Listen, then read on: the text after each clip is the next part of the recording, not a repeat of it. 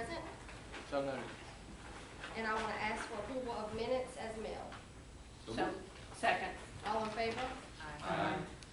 Okay, we're going to move on to the official action. We have 4 resolutions today. Resolutions 1329, 1330, 1331, and 1332. They're going to do the presentation, and then after we will vote on each resolution separately. Linda? Commissioners, I'll remind you that at our last meeting in April, we had about a 4-hour meeting where there was a lot of information provided on our 10-year financial plan, as well as this year's upcoming budget.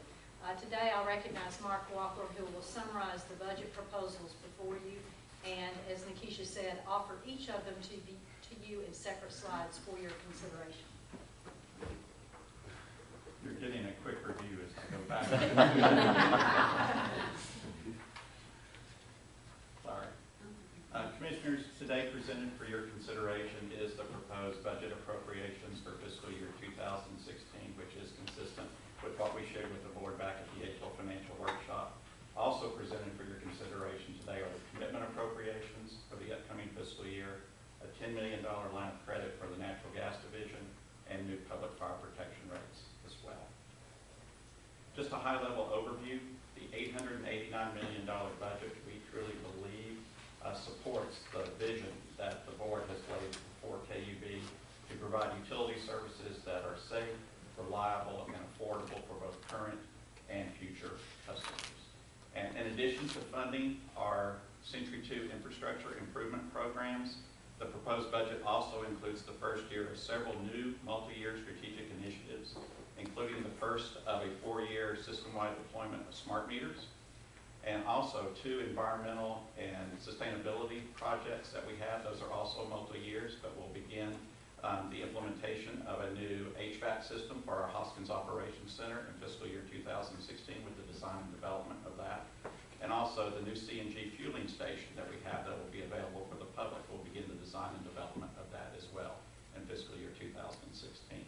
And then in addition, the next phase of our downtown network electric system upgrades and improvements will begin in FY16 also, which will help us continue to ensure a very high level of electric service reliability for downtown Knoxville, which obviously is very important. The proposed budget is relatively stable compared to the current year expenditures, up only 0.2% or $1.6 million, so relatively flat. And the major funding items that are in the proposed budget really have already been approved by the board, including the $85 million in bonds that the board approved back in March that we sold last month, and Jamie Davis will be giving a report on that here shortly. And also the rate increases for electric, gas, water, and wastewater that the board approved last year for fiscal year 2016. And just as a reminder, the electric and water increases will be reflected on customer bills beginning this August, and the gas and wastewater increases will be reflected on customer bills beginning this November. That's the second of the 3 rate increases the board adopted last spring for all 4 services. Commissioners, in approving the budget appropriations for the upcoming fiscal year, you will be asked to approve a budget for each of the 4 utility divisions, and this chart reflects not only by division but also by major cost component. But just a quick summary for the $889 million is broken down by $583 million for electric, $130 million for natural gas, $67 million for water, and $108 million for wastewater. And we have a few charts here in the next few that'll go through each of these major cost components and provide some detail for that. As I mentioned, the proposed budget is relatively stable compared to the current year. And again, you can see the $889 million. We're projecting to finish this year at $887 million, so an increase of only $1.6 million, or 0.2% over current year spending. This does show the proposed budget by the major cost components compared to the current year forecast. Just an explanation on a couple of the variances for wholesale energy costs. The proposed budget is about $12 million less than the current year forecast. That is driven by the fact that this past winter was 6% colder than normal, and we budget for gas sales at 5% warmer than normal winter, so purchased gas goes in consistent with that. And also electric power is budgeted at a normal winter. So the fact that it was colder than normal drives that decrease in wholesale energy cost in the proposed budget. O&M is relatively flat, which is a good thing. I'll point out, you may remember Ms. Edwards talked to the board about our operating efficiencies initiative at the April financial workshop. That's been able to save several $1 million over what normally would have been in this budget, in particular for utility costs and chemicals through some of the operating efficiencies we've been able to achieve in those particular areas. So that has resulted in us being able to have a relatively flat O&M budget in FY16. Capital will be up about $8 million, and that is primarily a function of funding the first year of the 4-year deployment of smart meters. We are intending to deploy 47,000 smart meters beginning probably in January of 2016. That's at a price tag of about $7.3 million. Debt service, principal and interest on debt is up about $3 million, a function of the new bonds we just sold a few weeks ago. And again, Jamie will talk more about that in a few moments. And then in lieu of tax payments are going to be up about $2 million in the proposed budget, just a function of the fact that the book value of utility system investments increased last year with all the capital work that we're doing.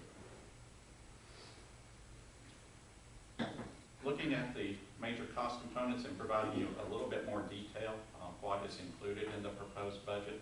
The biggest item is our wholesale energy cost. As you would expect, it represents about 54% of our total budget request at $480 million.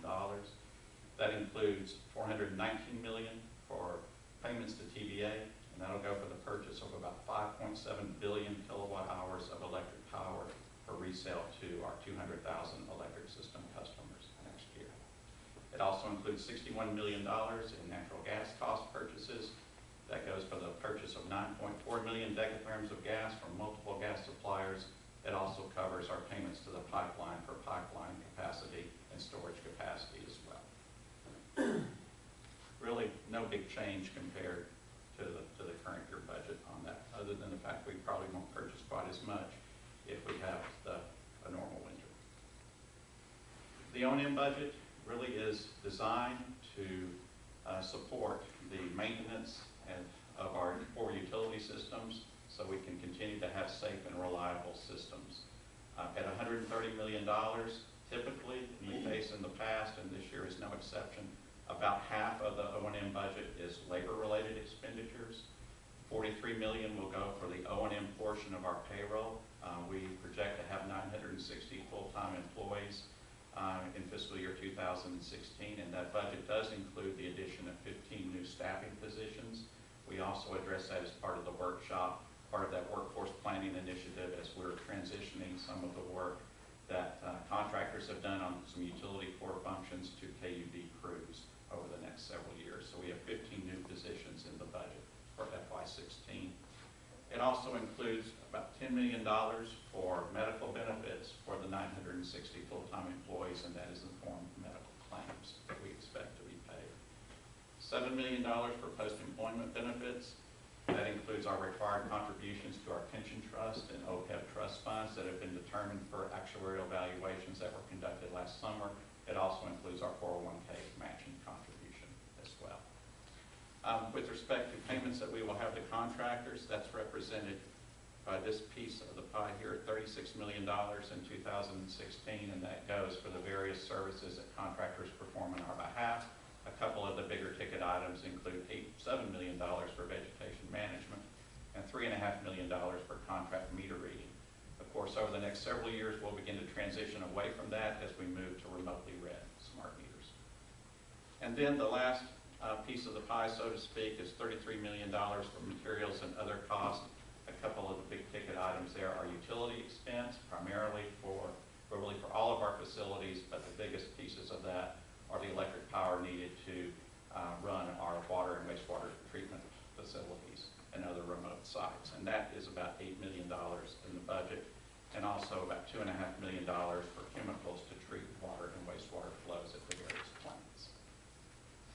Any Mark, questions on that? is there any savings at all in the contract meter reading, or is it on the smart meter such that we're really not seeing any savings the next year? There will be a slight savings in fiscal year 2016 because we will begin that transition with those 47,000 meters, so it is somewhat, probably a couple $100,000 less than it otherwise would have been. Then that'll begin to compound as we go over the next 4 years. Commissioners, the proposed capital budget is $179 million for fiscal year 2016. That will continue to fund our various Century 2 infrastructure programs.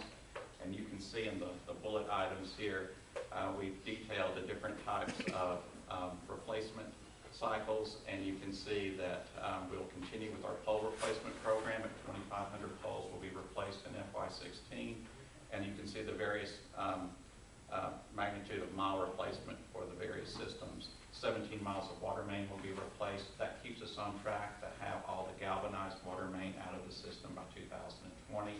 And really, all of these programs keep us on track to achieve our long-term Century 2 goals for each of the 4 utility systems.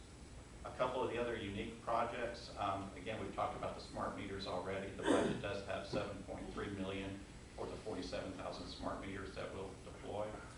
It also includes $13 million to complete the South Loop gas line that extends ultimately from the Topside Road Gate Station to the University of Tennessee campus. And that project is due to be completed in early October. Any? Yes. Are those numbers based on historical data, or are those numbers, replacement sewer main, water main, based on where they're going geographically through which area? They would be based on where we're going geographically. We have detailed capital budgets, and we look at every specific project, and we estimate what the cost is for every specific project based upon the location, the number of miles, etc.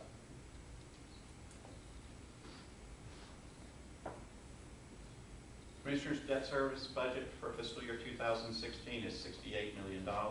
That includes our principal and interest payments on our outstanding debt. That's $39 million in interest payments, $29 million in principal payments. As of June 30th, we will have right at $1 billion in outstanding debt in the form of revenue bonds for all 4 systems combined. As you know, about half of that is for the wastewater system situation. And you can see the breakdown by system. As you would expect, wastewater is the highest at about 45% of the total debt service budget at $30 million. And the last major cost component is our in lieu of tax payments and also our FICA tax expense for fiscal year 2016. The board well knows that we are required by state law and city charter to make in lieu of tax payments to the taxing jurisdictions in which our utility systems are located.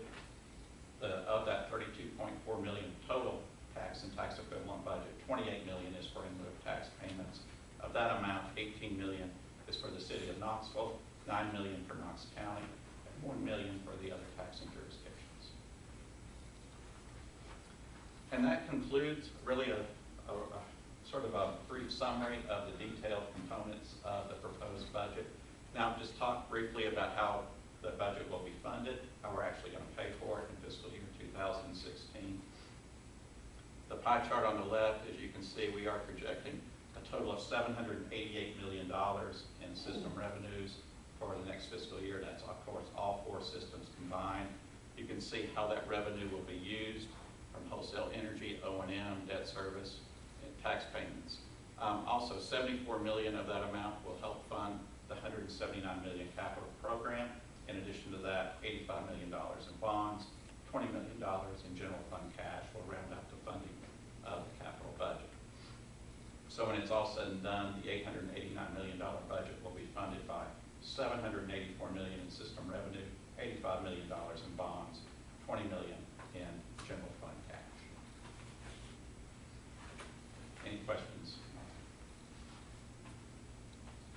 Commissioners, we also ask for your approval for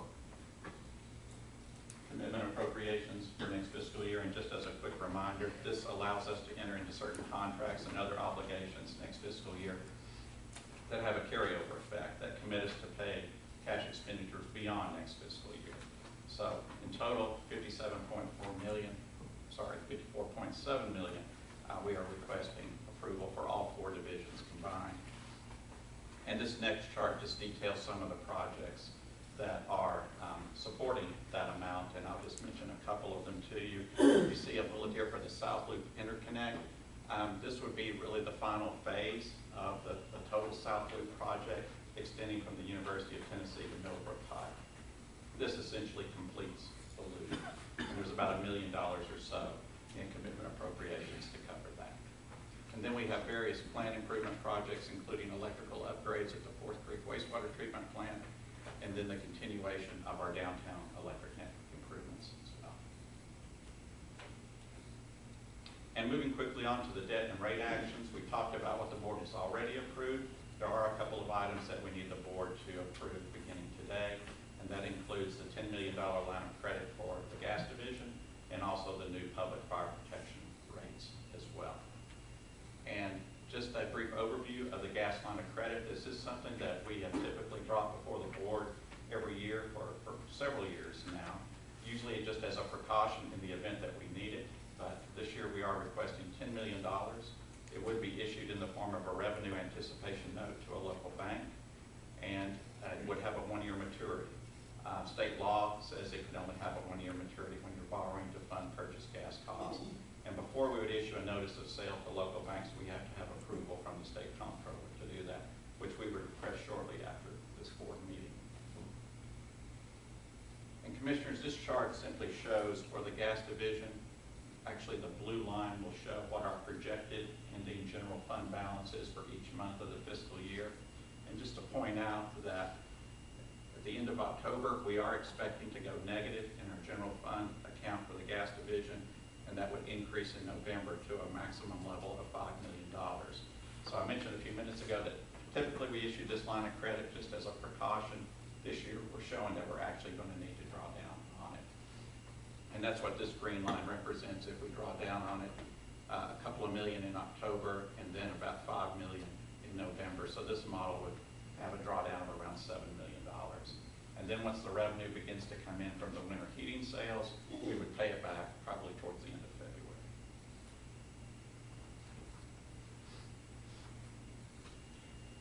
And then on the public fire protection rates, just as a reminder to the board, our water system is designed with capacity in our various water system facilities, including our treatment plant, storage, pumping facilities, transmission mains, to make sure that the fire flow, the water is available for the city of Knoxville to use to meet the public fire protection demands of the city. And there is a cost associated with that. And KUB recovers that cost through an annual charge to the city of Knoxville based on the public fire protection rate that this board adopts. Going back to the early 2000s, we had meetings with the city then, and they expressed a desire to have that rate set for a period of 3 years at a time to give them price certainty. So the KUB board agreed to do that. Part of that understanding is that we would have a true up at the end of each 3 years to ensure that KUB continues to recover its costs. The last time that the board had increased that rate or adjusted the rate was in July of 2012. So we're on schedule to have that rate increased. And so knowing that, we started meeting and having discussions with the city back in January of this year about what the rate might be, the impact on the city budget. And basically out of those discussions, it really evolved into the city no longer requires or no longer desires to have that price certainty over 3 years. Much like our large commercial industrial customers, they would rather their bill be subject to annual smaller increases as opposed to a larger increase at the end of a 3-year period. So we were fine with that, and really what we're proposing to the board today is to end that practice, setting the rate for periods of 3 years, and make the increase subject to the same annual increases that all our other water rates have. So in so doing that, we are recommending the board approve an increase in the public fire protection rate to be effective July 1st, 2015, and also July 1st, 2016. Now there's also a true-up amount from the last 3-year period of about $277,000 that the city owes to KUB. We propose to amortize that over the next 3 years. So that would be added to their bill for the next 3-year period. And then there would not be any more true-ups going forward.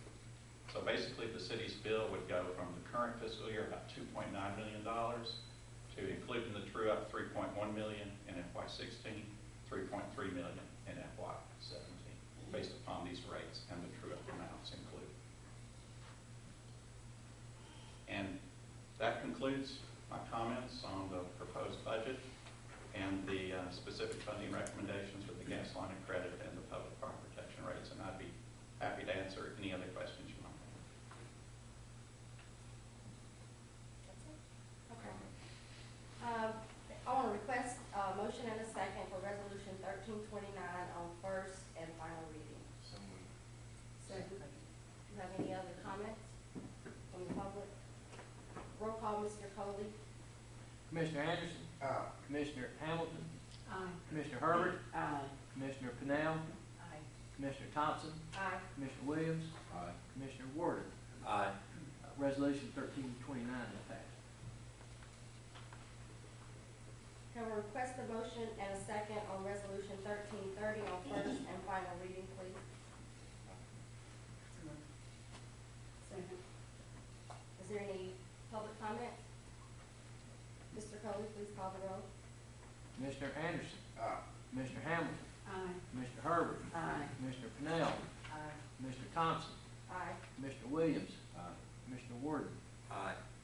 Resolution 1330 is passed. Request a motion and a second on Resolution 1331 on first and final reading, please. So moved. Second. Mr. Coley, please call the roll.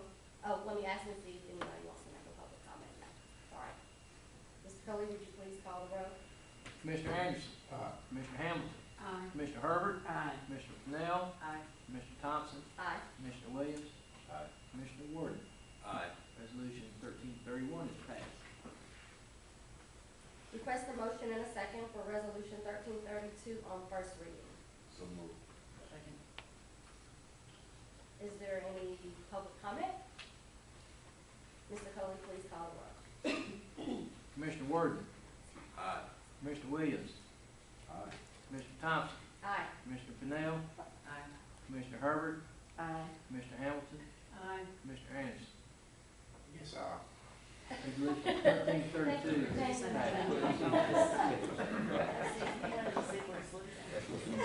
Resolution 1332 passes well. President's report, please. We just like to keep things interesting in board meetings, don't we? As Mark alluded to, we've had two refunding of bonds as well as new bonds in the last month or so. So we're going to recognize Jamie Davis to report out on those sales. Thank you, Ms. Roach. Indeed, as you recall, in February, we mentioned that interest rates in the bond market were very appealing, presented an opportunity for us to save some money with refunding some existing bonds. And while we never want to try to time the market, felt like that indeed it was good to expedite the issue that we would have traditionally had with this budget that Mr. Walker just mentioned in the fall. Felt like pulling it forward would also give us an opportunity to achieve some rates in terms of the bond market that we felt were favorable, and indeed we were able to do so. So I'd like to review with you some of those details. Again, we issued approximately, or refunded approximately $205 million in revenue bonds across all four of KUB's divisions. The bulk of those were in our wastewater division, as it does hold a lot of our debt. We had projected, when I was here in February, saying that we projected we would save approximately $15 million over the course of the life of those bonds due to market rate conditions and the terms that were presented to us.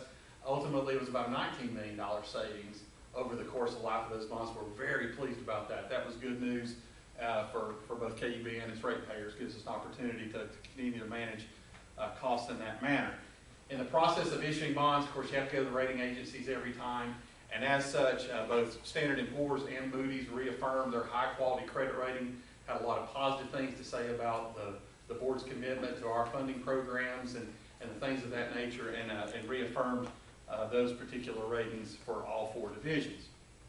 So looking specifically at some of the bids, and I'll make just a couple general comments about bids on both sides of the refunding and on the new money. Notice the number of bids we received in this particular one, and it'll vary from bid to bid about the number of folks that will bid. You can bid independently on every issue, but a number of folks bidding on that says that there's a demand for good, high-quality credit municipal debt, and we think that's a good thing as well, too. That's good competition, and ultimately drives to good rates. Not necessarily on this particular bid. We've had a couple where the winner and the second place were very tight, too, so good competition there as well. But on the refunding for the electric, $31 million, the winning bid from Hutchison, Shockley, and Early, 2.4 true interest cost % on that. They're out of Chicago. It's interesting note there, they are an underwriter of bonds. On the gas bonds for the refunding, First Tennessee Financial Capital, 2.618%. On the $12.6 million of refunding bonds there. For the water bonds of $24.4 million, Citigroup with a bid of 28.5, or 2.85, excuse me, 2.85%. And then finally on the wastewater for the refundings, Wells Fargo Bank at 3.4208. That's about as exciting as it gets on bid day in bond world. And the fact that we had two bonds that were that close to each other. So kind of interesting there that Wells Fargo and Citibank's, Wells Fargo and Citigroup's bids were about that close together there on that one. Switching gears to looking at the new bonds that Mr. Walker just mentioned that will help fund some of the capital programs and operations that we've just gone over. Again, this board authorized the issuance of $85 million of new revenue bonds in our electric, water, and wastewater divisions. We did not issue in gas. That will indeed help fund the 2016 capital budgets in part. We sold both of these bonds, I should have mentioned April the 8th on the revenue bonds and the 29th on these bonds. So both bond sales in April separated those by rule, and also that we didn't want to put that much money in the market at any one particular point in time so that we get these good interest rates. Because of the rates we saw in the refunding when we constructed the plans that were presented before you all both last month and this month, we lowered our projected interest rates. And the only thing I'll say here is the rates that we did receive in these bonds were just slightly higher, just barely, than what we had put in the plan. And so that was the only little surprise there in that regard. Of note, the bond market has indeed continued to climb. As we sit from where we sold the bonds to today, they're on a little bit of an upward trend. Now, I can't predict it, nor really can anyone else. But as far as just when you look back in hindsight and say, do we sell at a good time? It appears indeed, at least in the short term, the near term, that we did do that. On those new electric bonds, new revenue bonds, $35 million there. The interest rate, 3.692%. In our budget and the plan there was 3.5%. So again, very, very tight spread as far as our plans go. And you can tell that the spread on the bidders there pretty tight as well too. $20 million of the water bonds, Raymond James and Associates, 3.682 in true interest cost. And then finally on the wastewater, $30 million of those bonds, won by Bank of America Merrill Lynch at 3.827%. As we take a look at the entire debt profile for the four divisions to kind of give you a complete picture of now that we've added in the revenue bonds, the new revenue bonds along with the refunding bonds, looking at kind of the whole debt portfolio by division. As you can see, the electric division, $247 million in outstanding bonds. The chart on the right represents the debt service payments of all of the bonds. The blue being the existing bonds that we really didn't touch as part of these two exercises. The yellow are the refunding bonds that were part of the refunding, and then finally the red being what we added on with that $85 million over all of them, all the divisions. Over the next 10 years, you can kind of see how the debt service cascades down. We'll pay back approximately 47% of principal in the next 10 years. Over the course of what this debt adds to our debt ratio is right at 43%, and the weighted interest of all of our debt is right at 3.89%. And that's electric. For gas, $108 million in outstanding bonds. Again, we didn't add any revenue bonds here, any new money, so you'll notice no red portion of the stack bar there. $42 million in interest costs over the life of these particular bonds. Over the next 10 years, we'll pay back nearly 57% of those bonds. We'll stay at a debt ratio right at 36% as we sit today, and our weighted interest cost there is 3.86% in the gas division. Water, $128 million in outstanding bonds in total. Over the course of the life of debt service, $69 million in interest cost.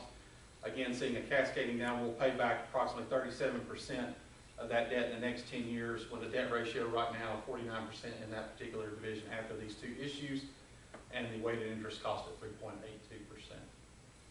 And then finally, wastewater. $473 million in total outstanding bonds. Over the life of these bonds, $338 million in interest cost. Over the next 10 years, we'll pay approximately 26% of that interest. And the debt ratio in that division as we stand today is 66% with right at 4% and a weighted interest cost there. As far as issuance cost, I want to report back we provided you all an estimate when we sought the authority to issue the bonds. Here are the final numbers. As far as the refunding bonds on top and the new refunding bonds below, you can see our financial advisor, Cumberland Securities, our bond counsel, Bass Berry Sims, the rating agencies, the paying agency, and other miscellaneous accounting and advertising costs for both of these bonds. The refunding bond's a much larger issue, so therefore more cost, a lot more effort involved in a refunding as opposed to the new revenue bond, so that's the difference in price there. The $200+ million versus the $85 million in new that you might anticipate there, so that's the split. Fees was $687,000 in total cost for the refunding, $344,000 in issuance cost for the new revenue bonds. Placed on the board table near Chair Thompson are the official statements for both issues. And inside of those official statements are all the final details on both sales, as well as repayment schedules, issuance costs, and so forth and so on. So those are free for your review, and if you'd like your own personal copy, we'll get you one. But they are indeed there for your review. So I'd be glad to answer any questions about these two particular issues. Great.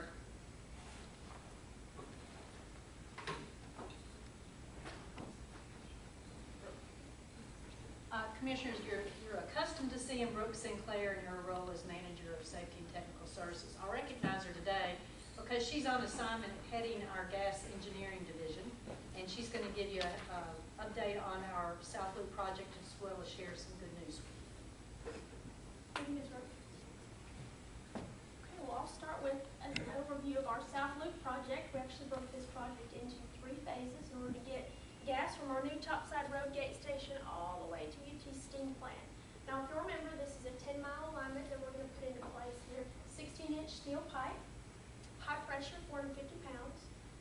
We broke this into 3 phases. Phase 1 you see in green here, and the purpose of phase 1 was really to get this river bore in place and go from the UT golf facility up to the UT rugby field up here. Phase 2 is this purple alignment that you'll see here, and this is what we're working on now.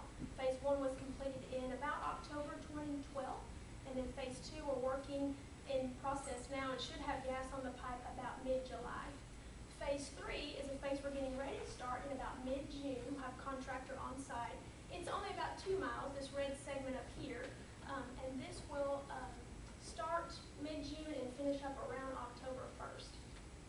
This project works really well with our blueprint. It gives us 2 things, one for the community, which is reduction in air emissions, and 2 would be a significant customer added to our natural gas revenues, as well as some system reliability that we didn't have before.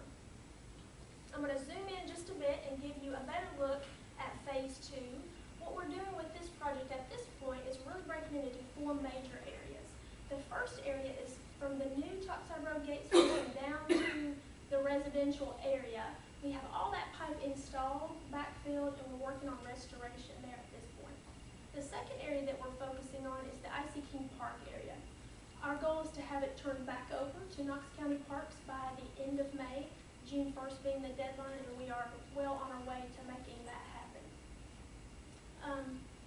On this upper end of phase 2, we're working in this University of Tennessee kind of south of UT Medical area, installing pipe there, trying to get over to the golf facility, so we have a pretty big board that we're finishing up across Alcoa Highway right now. So in total, gas should be on this pipe around July, mid-July, we're going to say. I'll zoom in just a little bit more to phase 3. This phase is a little more interesting because you're going to see a lot of this. You don't see a lot of phase 2. We're kind of in the backside of UT and a lot of cross-country work. This is a little more indicative to the residential area that we're working in now on phase 2 in that Belt Legion area.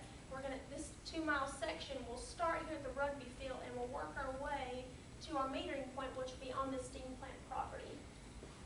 So you'll notice we're cutting across some streets here, we're cutting across some greenways here.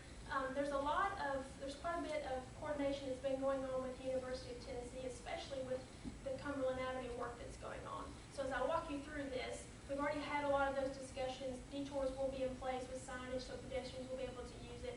None of these roads will be closed simultaneously, and we'll only close them from 8 p.m. until about 6 a.m. in the morning. Anything that's left open during the daytime hours will have some heavy street plates on them, so vehicular traffic will still be able to access where they need to access. So our contractor, who's Michael's Corporation, a company out of Wisconsin, large pipeline installation company, will start here. This area of the greenway on this upper end will probably be detoured for about 4 weeks. And then we'll make our way around the ag campus and come back down here and be on the, I of Neyland, or north side, however you want to think about it, and then come across Joe Johnson. Now, this whole alignment is really an open cut alignment, so you'll see a trench for all of this work except for a few of these auger bores and horizontal directional drills that I'll talk about. We'll come across Joe Johnson, come actually behind the signage, so we won't impact the signage, down to Jacobs. Now you see we pick up with the greenway from here to here. That greenway is probably going to be detoured for several months as we're performing this work. We'll stop somewhere here at the UT Gardens because we actually have a pretty large horizontal directional drill that will come underneath Third Creek as well as this Knox Holston rail and pop back out here in front of Kauai. You've probably driven by Kauai lately and noticed there's not a whole lot of vegetation that's out there. As we finished up the alignment, we weren't exactly sure months ago how we were going to get to the steam plant. We had 3 different options. Now that we know where we're going, when the project is finished, we'll be able to get back to the landscaping that we had in place for the Kauai facility. But as we come down Joe Cronin, we'll actually go up Joe Cronin and be in the northbound lane. So that lane will be closed, and then we'll be in Stevenson. Now, realistically, this is a lot of the UT workers that are going to be impacted from this section. So their facilities folks have been great to work with to tell us timing. Obviously, we're looking at football schedules and all the schedules that they have in place. And if you think about the first game is out of town, that works very much in our favor. So certainly no Saturday work as we get closer to football season. We'll cross this CSX railway here with an auger bore, so we'll go under it, pop back up into Stevenson, and then run along Stevenson until we get to about right here. And then we'll have another auger bore that takes us underneath this other CSX rail, and then come through UT's property, and then come up here to the metering point. So again, pretty visible. We do have a lot of detours that we will be working on. We have plans in place and contingency plans in place so that we can ensure that we don't impact any more than we have to. UT is already communicating with their folks the timing of our projects so that they can route themselves, because parking will be impacted as well for their workers. Brooke, Yes, are sir. we required to purchase any permits? We have several permits for this project, so we have all Okay. permits in place. All in place already? What's the time frame on the one with the creek, Third Creek? Is there a lengthy time frame for the permit? Well, because we're doing this horizontal directional drill here, and we're gonna be about 20 feet underneath the creek, it's not your normal cutting across the creek, need an individual AREP permit. So it's just a general permit to get across there. So we have all of our permits in place for this. I have a question of CSX. Did you encounter difficulties trying to get around? It takes a lot of time to get. Yeah, I mean, and what I do is we try to avoid it as much as possible. And so I'm curious to see how quickly that went through. We got our first set of permits in February and our second set in March, and we just got the last railroad permit yesterday. That's all quick. It is.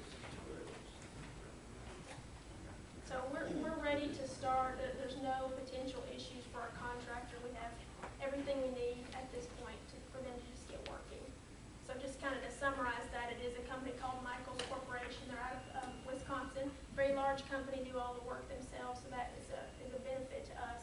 Starting in mid-June, they're already here. You'll see some silk fencing come in about that second week of June. They'll start that type of pre-work, and then again, we're going from the UT rugby field back to the steam plant.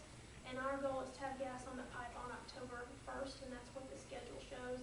From UT's deadline perspective, that's actually November 1. So we do have a few weeks cushion if we have some type of delay. I have a question of Michael's Corporation. Do they employ a certain amount of local businesses as part of their work here, or is it so specialized that they need their own kind of crews and expertise? It'll be a mix because they will want to do a lot of the excavation themselves, all of the welding, pipeline, the horizontal directional drill, they'll perform that. They have a drilling division within their company. A lot of the other ancillary services like installing silk fences and paving and cover, seeding, striping, those are typically performed by local companies. But this is a pretty specialized field, so we do a big wide net to get bidders, and they traditionally bring in a large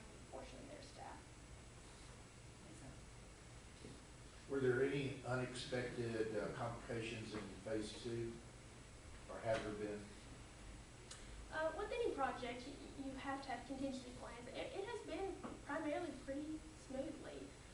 We are finishing up our last auger bore under Alcoa Highway, and as usual, you can get a bore head stuck, and we pull out a contingency plan and move forward. But all in all, it's worked pretty smoothly. And let me add to that, a lot of credit for that goes to folks at KUB who manage our contractors and who planned this project. It was very well planned. They considered everything that might happen and a few things that happened that they didn't consider. But it takes a lot of work to do this and get it to come in on time and not have a lot of impact on the community. So I thank Brooke and everybody, procurement, everybody that's been involved in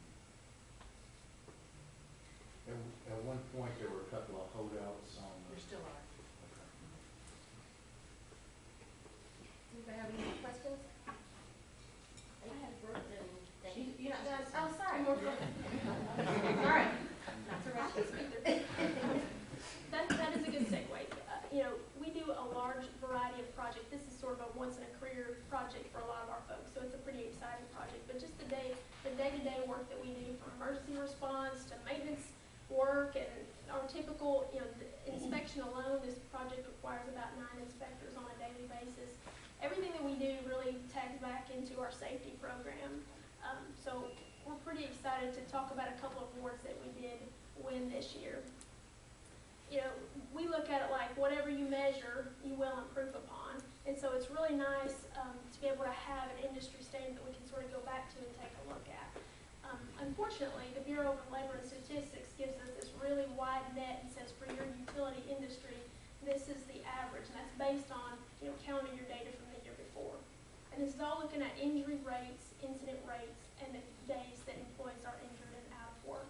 So AGA, the American Gas Association, has a really great service where they go out and solicit and survey their 200 plus members for their safety records to see how we're doing. The good thing about that is it gives us this industry average that's much more applicable to us than just that Bureau of Labor and Statistics big number that we're trying to work with. So they produce an annual safety report every year based on that previous year's calendar data, and they're really looking at 2 things. They're looking at DART injury cases and DART days. So DART stands for days away, restricted duty or transfer. A case is basically the injury, the days or the days that come along with that. So let me give you an example. We have an employee that's injured, cuts his hand. He's restricted from doing his normal duty for 3 days. 1 case, 3 DART days. As opposed to an employee falls off a ladder, breaks a couple vertebrae, well now you have 1 case and probably 120 DART days. So cases give us frequency. Days really gives us severity. So those are 2 numbers that we really pay close attention to. This particular survey also allows us to look at other utilities that are similar in size because they break it between small, medium, large, mega large, and there's different categories within these. We're pretty excited that we were able to win both of their awards this year. They have what they call this Industry Accident Prevention Award, and it looks at those 2 things, that case rate and that days rate. I put the average here that AGA created from the industry. It has from all 72 utilities that put into this particular award. The good thing about using a rate is it allows us to compare small utilities with large utilities, and it's based on numbers of workers. It's a 100 worker average. So we can use that to compare ourselves. So we were 0.71 as our injury case rate. That is wonderful for last year, calendar year's data. For our days, the industry was 96.68, so those are pretty severe injuries. We were 4.97. Again, both very impressive, great. We're so proud of our employees for generating this. We talk a lot about safety to the board as well, so certainly you guys have a great impact on the work that we're performing all day, every day, too. So we should get those in the mail in the next couple of weeks. I have a comment and a question. Comment is this is great because I think it shows that your culture here is working, and you can track this to the rates being what they are as low as possible. And the second thing, I guess, is a question is who is the second place What was the second place number? Pretty close, actually. Of the 12 that were in the small category, we were the lowest for both of these this year. And these awards are not something that we win every single year in any of those utilities. You only have 72 submitting, and some of that is because they probably don't want to show the record, and some is because time or something along those reasons. But the next company was probably a 1 or 1.5. Nothing too drastic from us to the next. I think 4 utilities won this award. I can't remember how many won this one, probably about the same in the small category. And we will go between small and medium, just depends upon the numbers of employees we have that year compared to everybody else and the hours that we work. Great job. Does that just measure our employees, as opposed to the contractors that are doing the work that we just talked about? Is it just our people? Yes, it's based on our OSHA logs for our employees. Great. Again, to give credit, I want to give credit, part of the credit of this to the board. Sam McKenzie was a commissioner when we really decided we needed to have a sea change with regard to safety, and he helped us set up our metrics, and we've done that, and we've done more and more and more, and it's really been board-driven, leadership-driven, but the entire organization has adopted the safety culture. So this can't be accomplished without the entire team effort. And ultimately, this saves our ratepayers money, because we don't have workers' comp claims, we don't have medical bills, we don't have time away from work. It's just a win-win-win for everybody. So thanks to Brooke and everybody who works on this. Thank you. Thank Jamie and Brooke. Any other commissioners have any other business? I think we may have a visitor. That's for me. My name is Xavier Presley, 1134 Glade Hill Drive, Mr. Presley, I 37909. do want to just remind you of the 5 minutes. I know all about that 5 minutes. TVA only gonna give us 3 minutes in August. I'm gonna take advantage of that 3 minutes. I called the mayor's office and they're afraid of KUB. I called them to tell them, just get KUB to respond to my questions. Either they're gonna be fair with us or they're gonna continue to scam us. I got so many KUB employees said it's all about greed. That's some of your own employees. I would never tell you their name. I'm glad you ain't got the FBI guy here today. I want to talk about him too. Hopefully he passed it by my house again when you cut the Trinity off last week. And then I had to fight with the mayor's office just to get them to respond to KUB. I called Ms. Roach's office, nobody called me back. I called yesterday 4 times, explaining what these adjustments is. You know we don't understand that bill. And no, some of you probably don't even understand how the bill is read. And they won't even answer my calls. They kept passing me from person to person. I'm waiting for August to speak to TBA, and they're scam. We only get 3 minutes to embarrass them. I asked for an extension, and you gave me the extension, and you did just like Comcast. You still cut the service off. So to me, all of it is a scam. The best thing, I'm grateful that I live here and raising my 3 kids here, is because I learned, I had time to sit back and learn just how everybody operates. It's all about money. It's all about greed. We know we got to pay our bills. That's how the world runs. But don't just take advantage of us. The biggest scam in town, I learned this from an IRS agent, are preachers and politicians.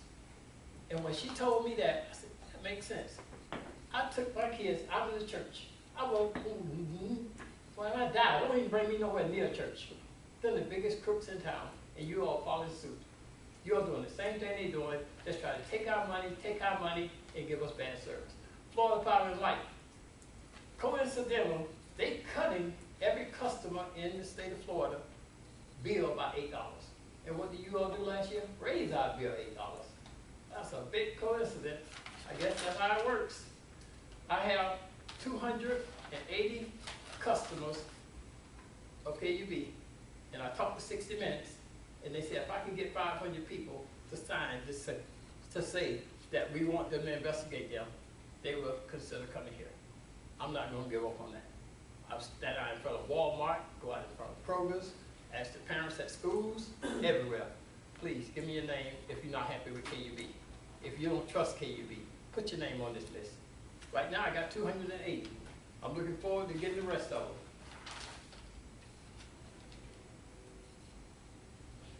Oh, it's the good one. I'm just waiting for that big nuclear plant over there over Bridge to bring out one of them accidents that they not reporting. I talk to people over there that work at the lab. They say that siren go off almost every day, all day. They say you'll be surprised how many accidents they have here. And that's gonna put all of you all in the same boat we in, trying to fight and just say, give us some water, give us some utility. They let them 3 nuns out of federal prison. I think they had nothing on them from the beginning. If you let 3 nuns break in that big old plant over there, what you think these crazy people gonna do? They can do worse, but yet still you wanna have the FBI following me. I'm just a normal guy, just collecting Social Security. You can come to my house, we can talk about sports and Tom Brady and everybody else. Every time he come, that's what we talk about. When he passed by my house, just wave at him and try to get him to stop. We have about 15 seconds. All right, the 15 seconds is gonna be good. Like I said, I called 4 times yesterday trying to get somebody to come and just tell me what's going on with my bill. That's all I asked for. I'm headed right now to Jim Duncan, Corker, in the examining office to file a complaint against you. Just help me out, just show me how the bill works. And I hope that lunch you eat, I hope it's good, because we paying for it, and I hope it do you some good. But I'm going to Duncan office right now and file a complaint to try, just explain the bill to me. How does it work? Why I got all these adjustments on my bill, and you charge me $40 for a reconnection fee when I ask you for extension? And you keep passing me from person to person. Thank you, Mr.